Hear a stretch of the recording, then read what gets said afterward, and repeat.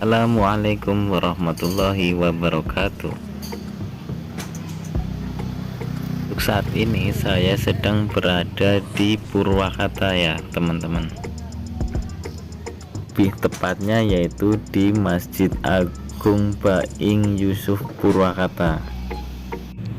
Tampak dari luar sangat kelihatan mewah dan megah ya. Terus tidak meninggalkan unsur kebudayaan nih di sini masjidnya. Keren banget lah.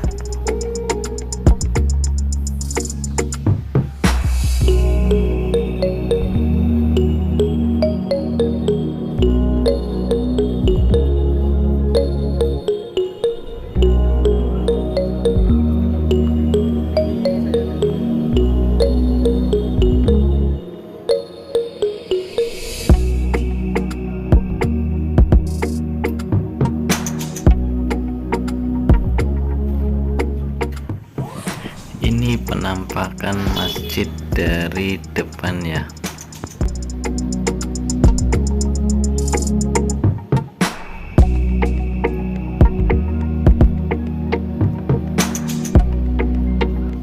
Di halaman masjid juga terdapat taman yang cantik ya teman-teman.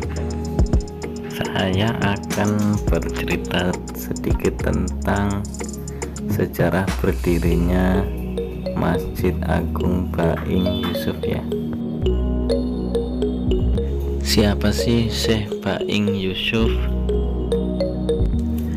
Nama lengkap beliau yaitu Raden Haji Muhammad Yusuf bin Jayanegara atau biasa lebih dikenal dengan sebutan Syekh Baing Yusuf, masih keturunan Prabu Siliwangi ke-21.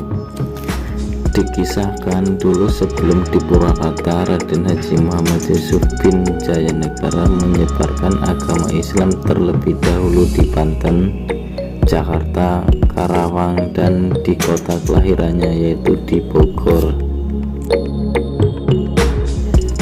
Dipilihnya Purwakarta atau pada saat itu masih bernama Karawang karena di situ masih banyak para badega atau pengawal Prabu Siliwangi masuk Islam yang waktu itu masih beragama Sunda wiwitan, yang berada di kota Waringin dan Sindangkasih.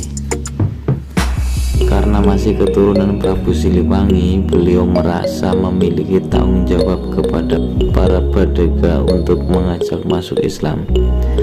Dengan kegigihan Syekh dalam menyebarkan agama Islam, akhirnya badega dan masyarakat pada umumnya masuk agama Muslim dan diberikan sebuah buku karangan beliau bernama Fikih Sunda atau Tasawuf Sunda.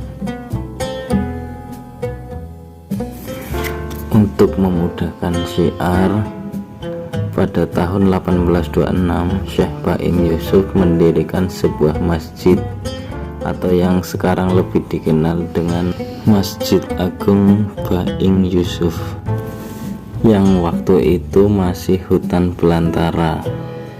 Lokasi ini dipilih karena dekat dengan Sindangkasih dan kota Waringin.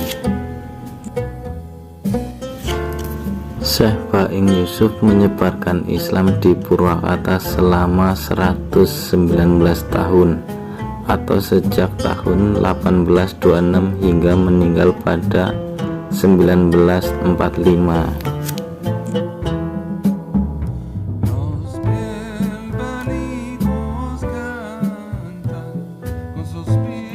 Teman-teman bisa lihat sendiri banyak rombongan para peziarah yang akan ziarah ke makam Syekh Baing Yusuf.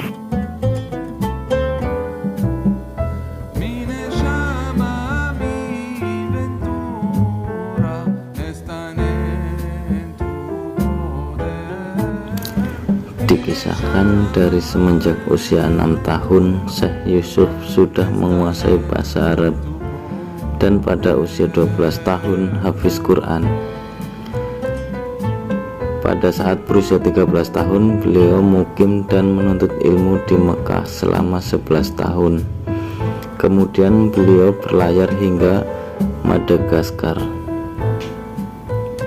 Setelah mempelajari ilmu agama Islam dari ulama di Tanah Suci, Syekh Baim Yusuf juga mempelajari ilmu agama Islam kepada salah seorang alim ulama yang bernama Syekh Campaka Putih atau lebih dikenal sebagai Pangeran Diponegoro.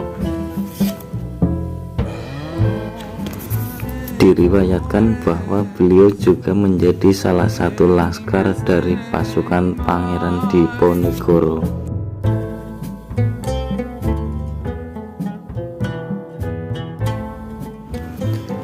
Setelah mendirikan masjid yang sekaligus menjadi pusat kajian Islam pada masa itu, Syekh Yusuf memiliki banyak murid, dan salah satunya adalah ulama besar Indonesia yang mendunia, yaitu Syekh Nawawi Al-Bantani. Syekh Nawawi Al-Bantani merupakan sosok intelektual dan ulama terkenal bertaraf internasional.